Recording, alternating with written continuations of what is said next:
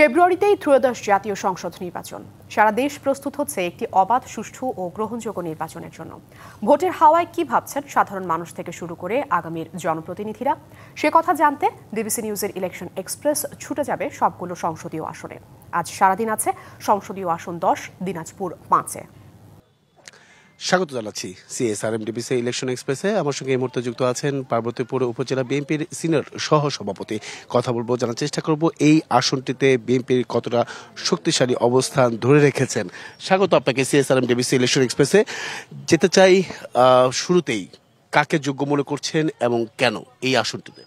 আমি এজেডএম রেজওয়ানুল হক দিনাজপুর 5 আসনের যোগ্যতা মনে করতেছি, যোগ্য মনে করছি। কারণ উনি বিগত 30 বছর ধরে এই পার্বতীপুর ফুলবাড়ির জনগণকে সঙ্গে নিয়ে উনি রাজনীতি করে আসতেছে এবং এই জনগণ আমাদের পক্ষে আছে। আমি আশা করব ওনারকে এই আসন থেকে ওনাকে যদি মনোনয়ন দেয় উনি নির্বাচিত হতে পারবেন বলে আমার বিশ্বাস। তিনি কি করেছেন এবং কি করতে পারবেন, কি ধরনের প্রতিশ্রুতি নিয়ে সাধারণ জনগণের কাছে যাবেন?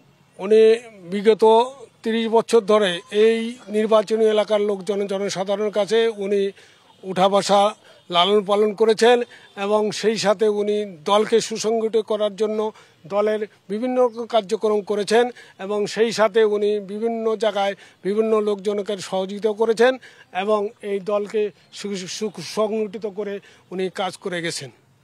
আপনি তো এই উপজেলার সিনিয়র সহ সভাপতি বিএনপির, তাকে যদি মনোনয়ন না দেওয়া হয়, অন্য কাউকে যদি বিএনপি থেকে মনোনয়ন দেওয়া হয়, তাহলে কি তার হয়ে কাজ করবেন কিনা? না, আমরা যেহেতু দলের কাজ করি, এই দলকে ভালোবাসি, এই দল বিএনপিকে ধানের শীষে মার্কা শহীদ প্রেসিডেন্ট জিয়াউর রহমানের আদর্শিত হয়ে আমরা কাজ করি। দল যদি যাকে সিদ্ধান্ত দিবে আমরা সেখানেই কাজ করব বলে আমি বিশ্বাস করি। যাকে মনোনয়ন প্রত্যাশা নিয়ে আপনারা বসে আছেন, তাকে মনোনয়নটা যে দিবেন, তাকে কি ব্যক্তি হিসেবে ভোট দিবে না দলের প্রতীক হিসেবে সাধারণ মানুষ ভোট দেবে? না, এখানে দুটো জিনিস আছে। যেটা দলের প্রতীক হিসাবে তো লোকজন দিবেই এবং দীর্ঘদিন ধরে এজেডএম রেজওয়ানুল হক সাহেব এই নির্বাচনী এলাকায় কাজ করে গেছেন, সাধারণ লোকজনের সঙ্গে উনি ছিলেন। আমাদের বিশ্বাস যে উনি যদি থাকে, ধানের শীষের তো লোকজন আছেই, পাশাপাশি ওনার ব্যক্তি একটা ইমেজ আছে, ওনাকে এই এলাকার লোকজন ভোট দিয়ে ওনাকে সংসদ নির্বাচনে জয়ী করবেন বলে আমার বিশ্বাস। জামাত রয়েছে, জামাত এখন 300 আসনে এককভাবে নির্বাচনে অংশ নিচ্ছেন, পাশাপাশি তারা কোনো জোটে যাচ্ছেন না। তাহলে কতটা চ্যালেঞ্জ হতে পারে?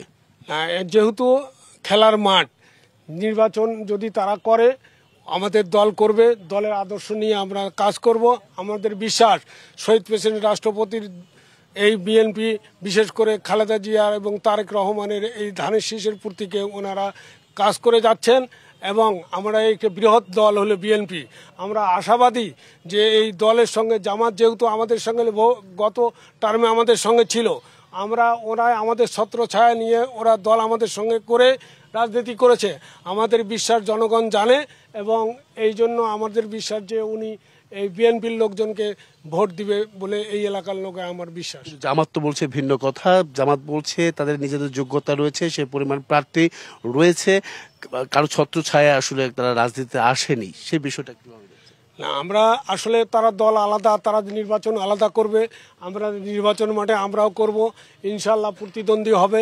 এবং আমাদের নেতা তারেক রহমান বলেছেন যে আগামী নির্বাচন কঠিন হবে, এটা সত্যি কথা। আমরা সেইভাবে দলকে সুসংগঠিত করে আমরা কাজ করে যাচ্ছি।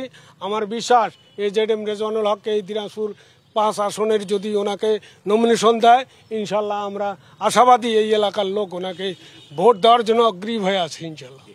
সনাতন ধর্মাবলম্বী যারা আছেন এই উপজেলাতে বা বিশেষ করে এই আসনটিতে, তারা কি চাইছেন? তারা কি বিএনপিকে চাইছেন না জামাতকে চাইছেন? না, আসলে তাদের সঙ্গে আমরা উঠা বসা করতেছি, তাদের সঙ্গে আমরা বিভিন্ন রকম যোগাযোগ করছি। যেহেতু তারা ম্যাক্সিমাম লোকজন এর আগে ইতিপূর্বে আওয়ামী লীগকে ভোট দিত, এটা সত্যি কথা। কিন্তু যেহেতু আওয়ামী লীগ এখন নাই, ওনারা যে সিদ্ধান্ত নিচ্ছে সব জায়গায় আমরা খোঁজখবর নিচ্ছি, ওরা এবার বিএনপিকে ভোট দিবে। তার কারণ তারা জামাতকে ভোট দেওয়ার পক্ষপাতী না। সেটা আসলে কি কারণে বিএনপির প্রতি এতটা আশ্বস্ত হলো কিভাবে? না, বিএনপির তাদের উদারপন্থী দল। আমাদের বিভিন্নভাবে আমরা তাদের বিভিন্ন জায়গায় বিভিন্ন রকম যখন তাদের পূজা মণ্ডপ হয় আমরা সহযোগিতা করি এবং বিভিন্ন রকম কাজ কামে যাতে হামলা মামলা বিভিন্ন রকম সমস্যা ছিল সেগুলো এই এলাকার লোকজনে আমরা কাজ করি। আমরা আশাবাদী যে এবার ওনারা আমাদেরকেই ভোট দেবে। মাদক নির্মূলে কি আপনারা কোনো কাজ করবেন? আমরা মাদক যদি আমরা এই এলাকা মাদকে আসলে কিছু লোকজন আসতো, আমরা অলরেডি কাজ করতেছি। ভবিষ্যতে যদি এজেডএম রেজানুল হক এমপি হয়, মাদক মুক্ত এলাকা আমরা ঘোষণা করে আমরা এই এলাকায় সেই কাজটি করব বলে আমি বিশ্বাস। অসংখ্য ধন্যবাদ আমাদের সঙ্গে এতক্ষণ আপনি যুক্ত ছিলেন। পরবর্তী সংবাদ রাত ৯টা থাকছে ভিন্ন কোনো রাজনৈতিক দলের তৃণমূল পর্যায়ের নেতাকর্মীরা কি ভাবছেন আগামী নির্বাচনকে কেন্দ্র করে সেসব বিষয়। সঙ্গে থাকুন CSRM DBC ইলেকশন এক্সপ্রেসের।